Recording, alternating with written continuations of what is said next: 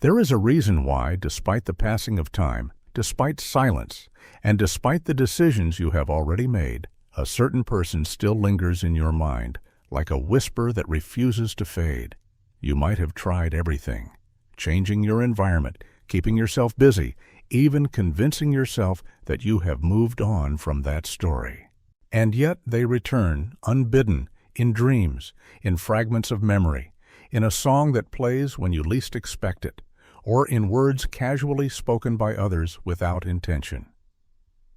Why does this presence refuse to disappear?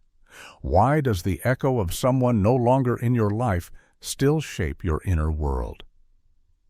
Carl Jung would never have dismissed it as mere attachment or weakness. To him, the unconscious mind operates with a logic that the conscious mind cannot yet fully comprehend.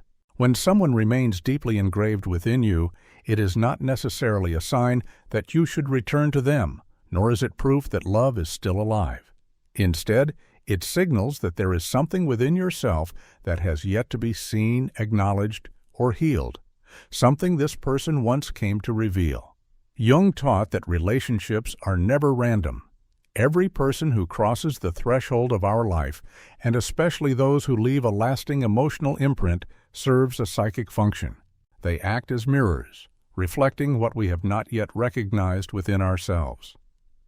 And so that persistent mental presence may have far less to do with the individual themselves and more to do with the symbol they embodied in your life. Perhaps they triggered an old wound, embodied an unconscious image you have carried since childhood, or served as a catalyst for an awakening you have yet to fully understand. This is why constantly thinking about someone is not necessarily evidence of unresolved love, but rather of an incomplete inner process. The mind, when it cannot fully comprehend an experience, repeats it. It repeats it to make sense of it. It repeats it in order to heal. And until that lesson is integrated, it will continue to resurface, tugging gently, or sometimes violently, at your thoughts. Jung once said, "What you do not make conscious will manifest in your life as fate."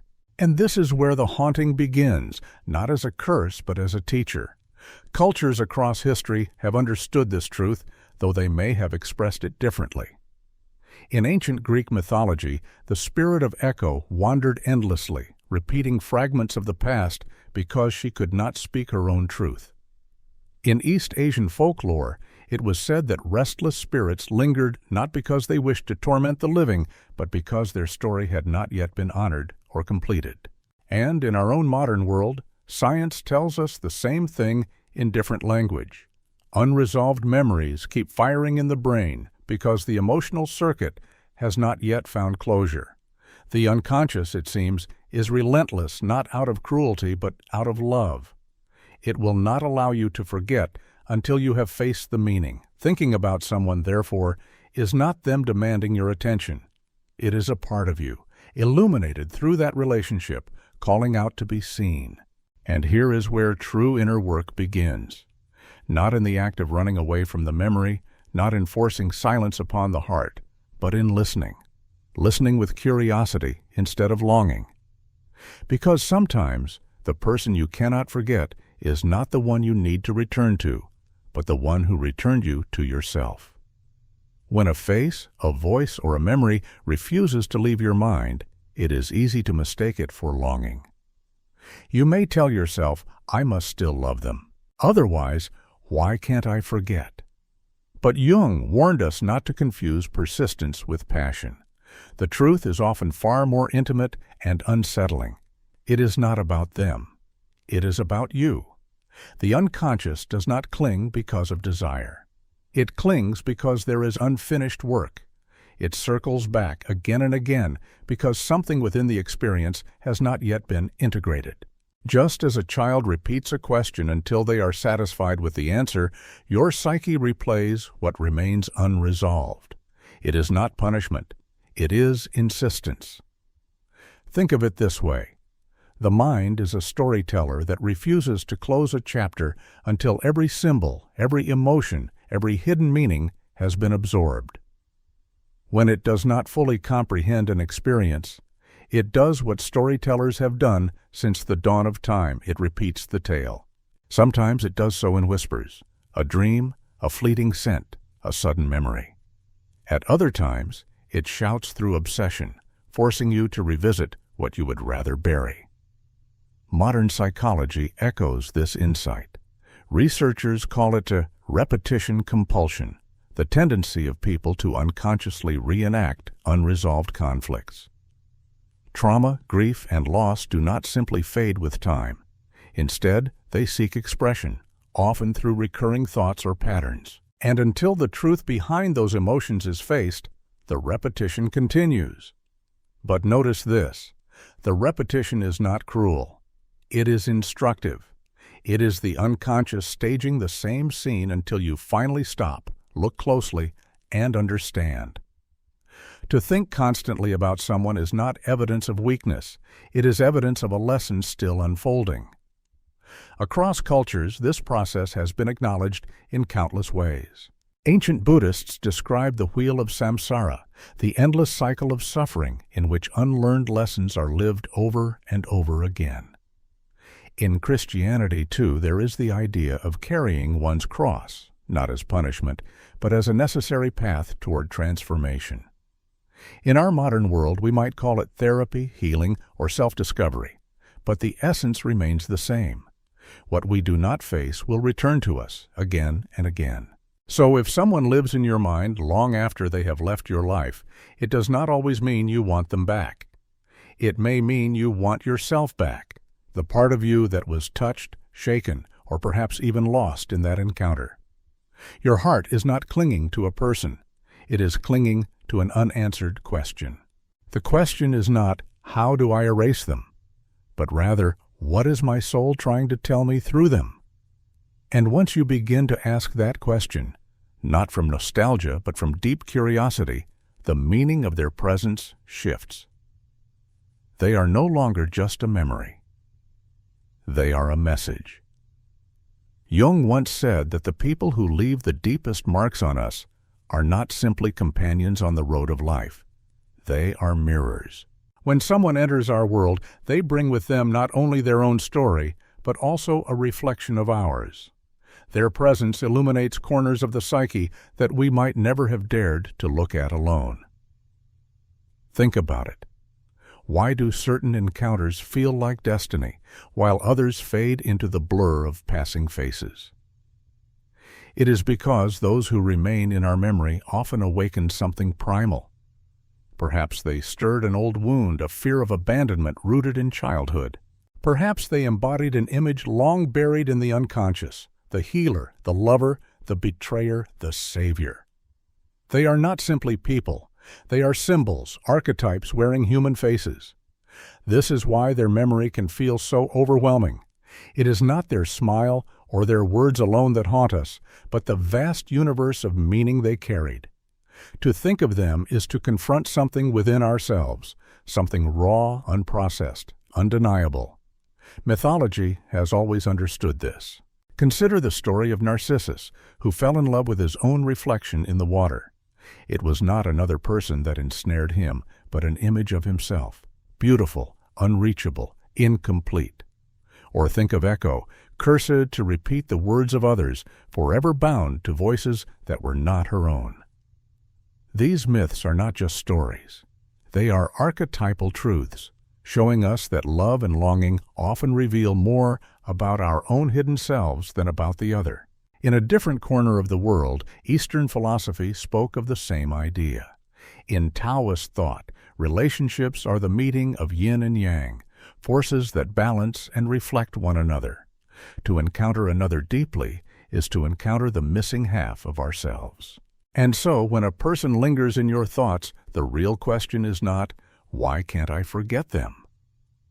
The question is, what part of me did they reveal? Perhaps they awakened your tenderness, showing you a vulnerability you had long concealed. Perhaps they mirrored your shadow, forcing you to face the anger, jealousy, or fear you thought you had left behind.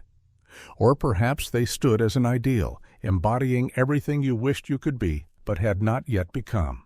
This is why Jung emphasized that relationships are psychic functions. We do not simply meet people. We project onto them, we receive from them, and we transform through them. The persistence of their image in our mind is not a sign of their importance alone. It is a sign of the work they awakened within us.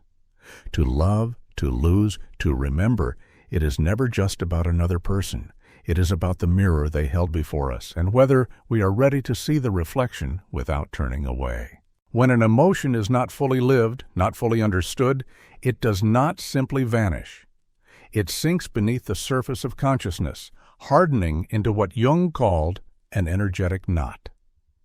And though invisible, this knot quietly influences your choices, your future relationships, even the way you see yourself. It is the unseen hand tugging at your heart when you least expect it, the shadow whispering in your ear that something remains unfinished. This is why, when you think of that person, you are not necessarily reliving the past out of weakness.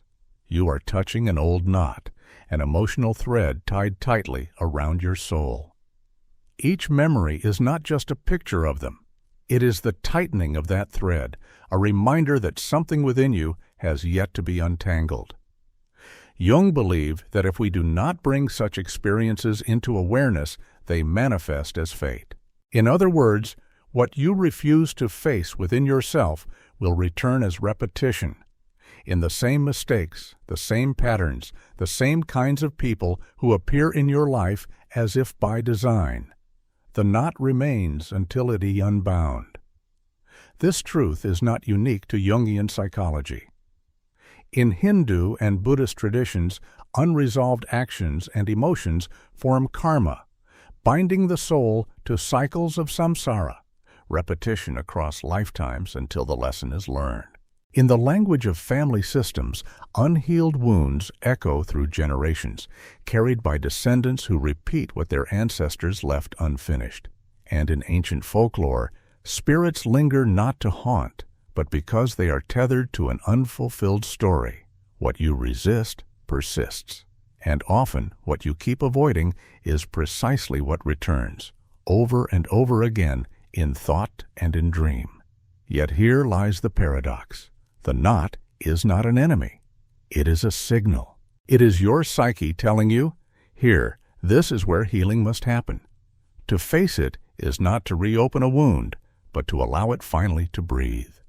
To refuse is to live in quiet bondage, repeating the same cycles without knowing why. Think of it as an old melody stuck in the instrument of your soul.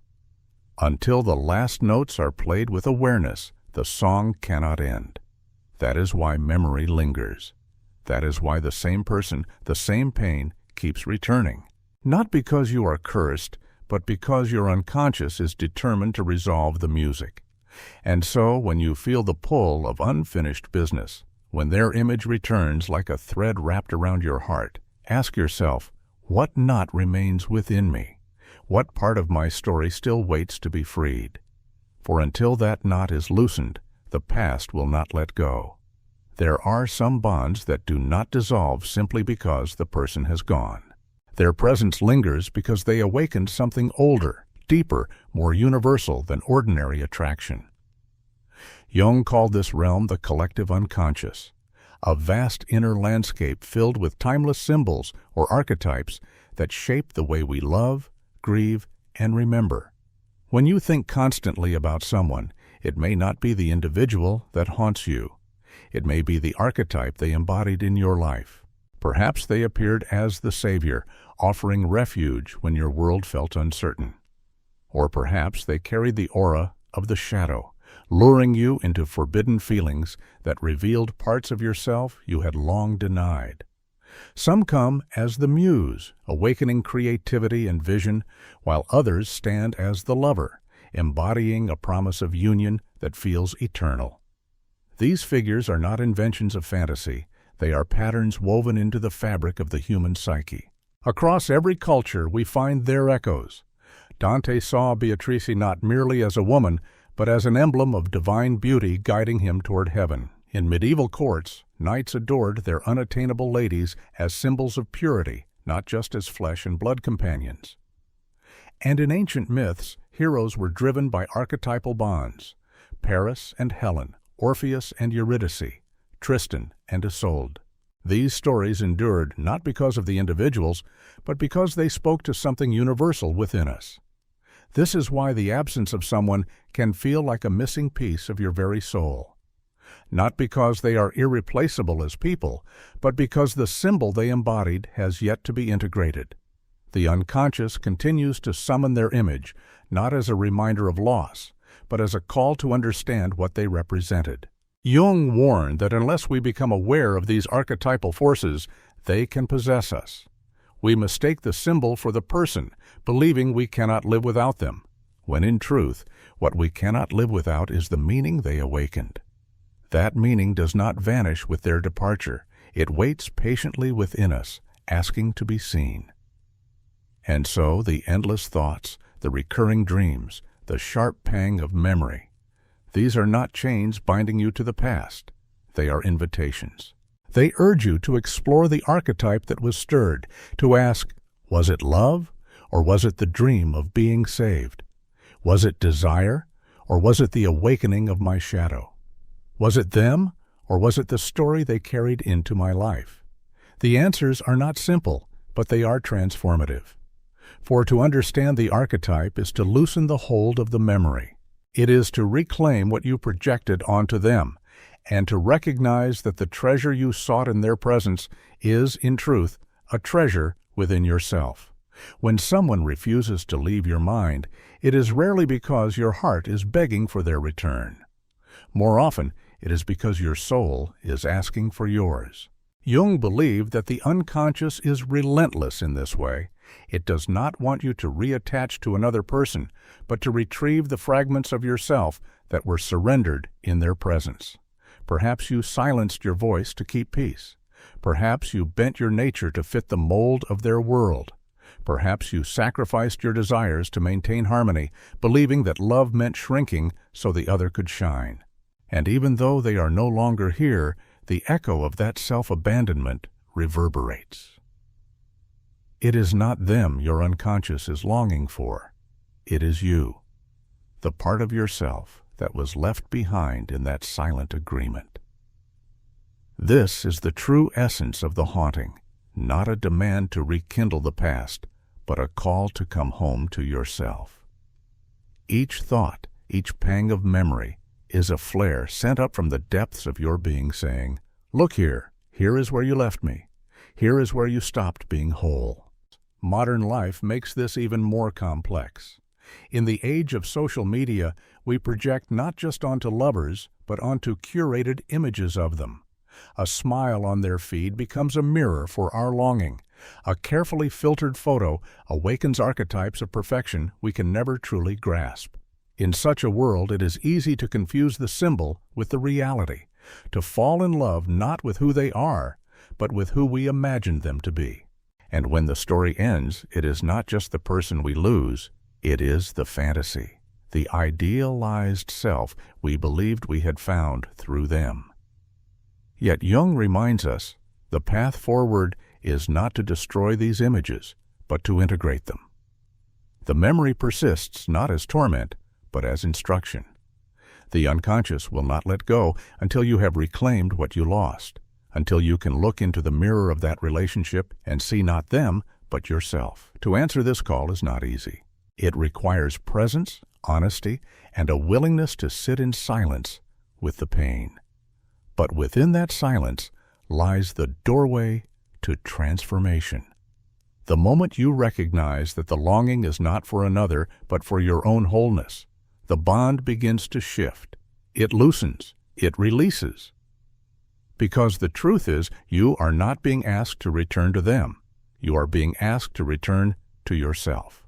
Jung called the great work of the psyche individuation, the journey of becoming whole, of drawing back into yourself all the parts that were once scattered, abandoned, or forgotten. Every relationship, every loss, every intense bond that carved itself into your soul is not there to define you, but to refine you. To remember someone who is gone is, at its deepest level, to remember the part of yourself they awakened. This is why the pain feels so profound. You are not merely grieving a person, you are grieving the version of yourself that bloomed in their presence, and perhaps the parts of yourself that withered away when you gave too much. The mind circles back, not because you want to repeat the story, but because your soul longs to reclaim what was lost in it. History is filled with examples of this alchemy. Dante, shattered by the death of Beatrice, transformed his grief into the Divine Comedy, a masterpiece that turned private loss into universal vision. Frida Kahlo painted her pain, her broken body, and fractured heart into art that still speaks to millions. Even political leaders, like Abraham Lincoln, endured heartbreaks and profound melancholy that, rather than destroy them, deepened their compassion and wisdom. Each of these figures faced the mirror of suffering and, through it, drew closer to the truth of who they were. So, too, in our own lives, loss is not a detour. It is part of the path. Every heartbreak is a kind of initiation, a sacred wound that, if approached with honesty, becomes a teacher. The ache that will not let you go is not a punishment. It is the unconscious insisting that you take the next step toward individuation. And here lies the paradox. The person you cannot forget may have fulfilled their purpose precisely by leaving. Their departure forces you to stand in the raw silence of yourself, to meet the parts of you that you once outsourced to them, your worth, your voice, your light. What feels like devastation can, with time and reflection, become revelation. To love is to be wounded. To lose is to be cracked open. And to be cracked open is to glimpse the deeper self waiting beneath the surface. Jung taught that no one reaches wholeness without walking through these passages of pain. They are not obstacles to our growth. They are the growth. So when the thought of them returns, do not see it only as nostalgia. See it as an initiation. A signpost on the road of individuation. A reminder that your journey is not finished, and that within the ashes of what was, something new, something truer, awaits to be born. Many believe that if they could just speak to the one who left, if they could get an explanation, a final conversation, a moment of honesty, then the ache would finally end. The mind whispers, if they tell me why, if they admit what they did, if they acknowledge my worth, then I will be free. But Jung, and every wisdom tradition before him, reminds us that this is a mirage. Closure does not lie in their words. Closure lies in yours. To wait for another to release you is to remain bound by chains you cannot control. Perhaps they will never apologize. Perhaps they will never explain. Perhaps they cannot even see the depth of what you experienced. And if your freedom depends on their awareness, you give them the keys to your soul. True closure is something altogether different. It is the moment you stop asking, why did they do this to me? And begin asking, what did this awaken in me?